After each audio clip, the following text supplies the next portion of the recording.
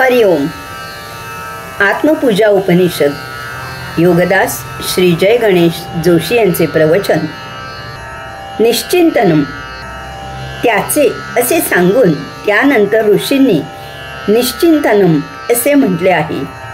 याचा अर्थ आहे कसलीही चिंता न करता त्याच्यातच निश्चिंत होऊन एकांतात फक्त त्याचेच स्वस्थपणे काय करावे तर चिंतन करावे. निश्चिंतनम या एकाच शब्दात निश्चिंतपणे आणि चिंतन असे दोन अर्थ आहेत. प्रथम आपण निश्चिंतपणे याचे निरूपण करूया आणि त्यानंतर चिंतन याचे स्वतंत्रपणे निरूपण करूया. माणूस संसारात 3 प्रकारचे संग्रह करतो. 1. तो पैसा, सोने, धनसंपत्ती, स्थावर मालमत्ता इत्यादीचा संग्रह करतो. 2.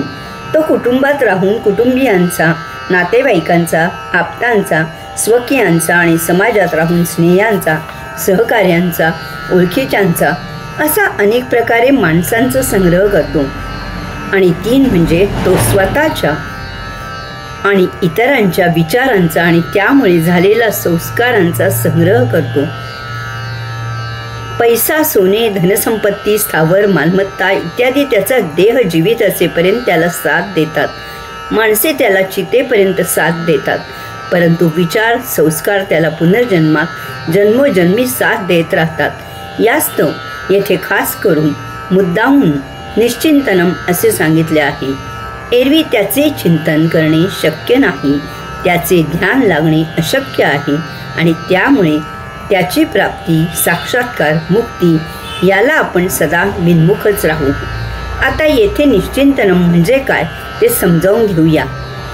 कसलीही चिंता न करता पैसा, सोने, संपत्ती, स्थावर मालमत्ता इत्यादीमुळे मनुष्य चिंताक्रांत असतो. प्रथम तो हे सर्व मिळवण्याच्या चिंतेत असतो.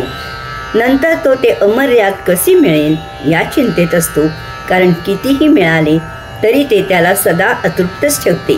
त्यानंतर तो मिळालेले टिकवावे कसे या चिंतेत असतो. आपण जे मिळवले आहे ते फक्त आपल्याच माणसांना कसे मिळेल या चिंतेत तो असतो. तसेच आपण मिळवले आहे त्याचे आपल्या पश्चात काय होणार. आपण घाम घालून, काटकसर करून, प्रामाणिकपणे मिळवलेला पैसा पोरे उधळणार तर नाहीत ना. पैसा हा चोरापोरा पळविला तर जाणार नाही ना, या चिंतेत तो असतो. अशा प्रकारे जर मनुष्य अगोदरच चिंता करण्यात मग्न असेल तर तो त्याचे चिंतन करू शकणार नाही. त्याच्या चिंतनासाठी आपल्या चिंता नष्ट व्हाव्या लागतात. त्याच्यातच निश्चिंत होऊन यासाठी माणसाने त्याच्यातच निश्चिंत व्हावे.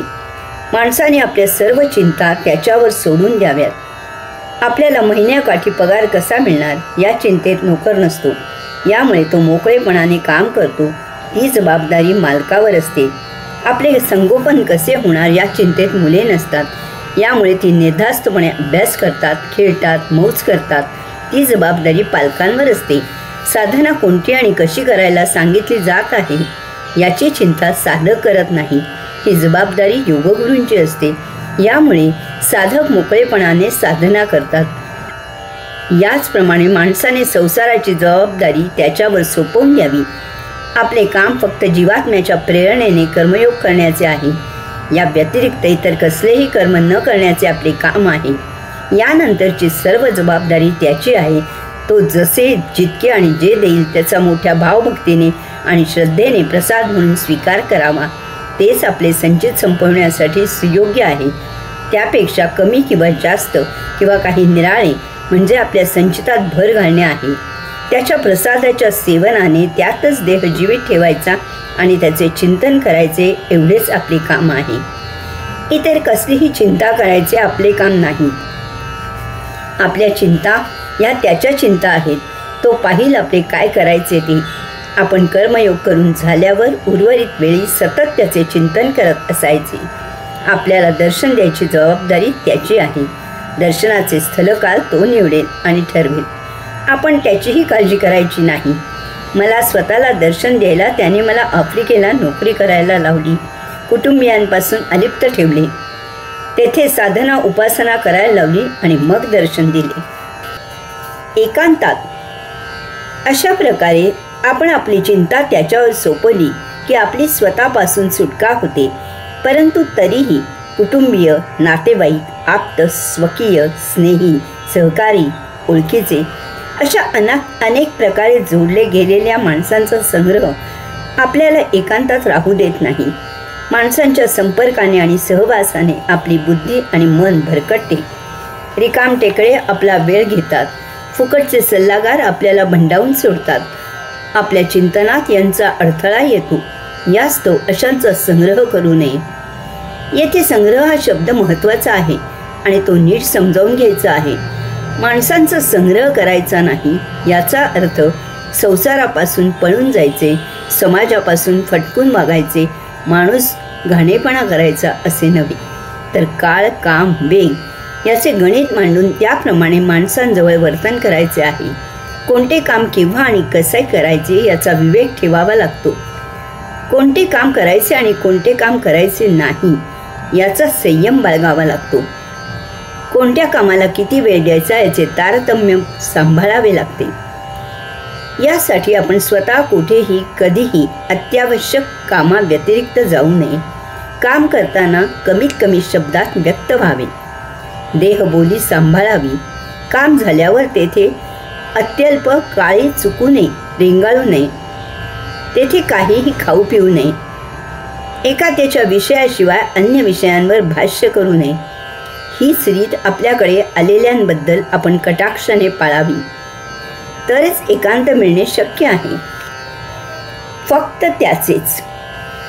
जेव्हा आपण एकटेच असतो तेव्हा आपल्या मनात विचारांचे मोहोळ उठते. हे सर्व अथक परिश्रम घेऊन बंद करावे लागते. यासाठी अनेक साधना आहेत. सेकंद काटा असलेल्या घड्याळासमोर बसावे आणि सेकंद काट्यावर लक्ष केंद्रित करावे. 1 मिनिटात आपल्या मनात किती विचार येतात याचा मागोवा ज्याचा त्यानेच घ्यावा. म्हणजे आपल्या विचारांचा ससेमिरा आपल्या मागे किती आहे हे आपल्याला समजेल. यासाठी एकटेपणा मिळाला की सतत आपले श्वसन मोजायला सुरुवात करावी. असे करताना विचार आला की पुन्हा पहिल्यापासून मोजायला सुरुवात करावी. आपण किती श्वास विचारांशिवाय राहू शकतो याचे अवलोकन करावे. यामुळे निर्विचारी राहण्याची सवय होते. त्यायोगे ध्यानाला बसल्यावर फक्त त्याचे चिंतन होऊ लागते. स्वस्थपणे त्याचे चिंतनासाठी तन, मन, बुद्धी केवळ त्याच्यातच अर्पून आणि झोकून द्यावी लागते. तरच स्थपणा येतो.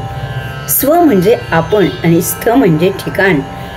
चिंतनासाठी आपण वैचारिक दृष्टीने आणि बैठकीच्या दृष्टीने फक्त स्वतःजवळच असावे लागते. तरच केवळ त्याचे चिंतन होते आणि केवळ त्याच्याकडेच यात्रा मार्गस्थ होते. स्वस्थता नसेल तर त्याचे चिंतन करता करता वेगळेच चिंतन सुरू होते. आपण शारीरिकदृष्ट्या एका जागी असूनही वैचारिकदृष्ट्या कुठेतरी अन्य ठिकाणी भरकटून जातो. आपले भलतेच चिंतन सुरू होते आणि नको तेथे ध्यान लागते. हरिओम.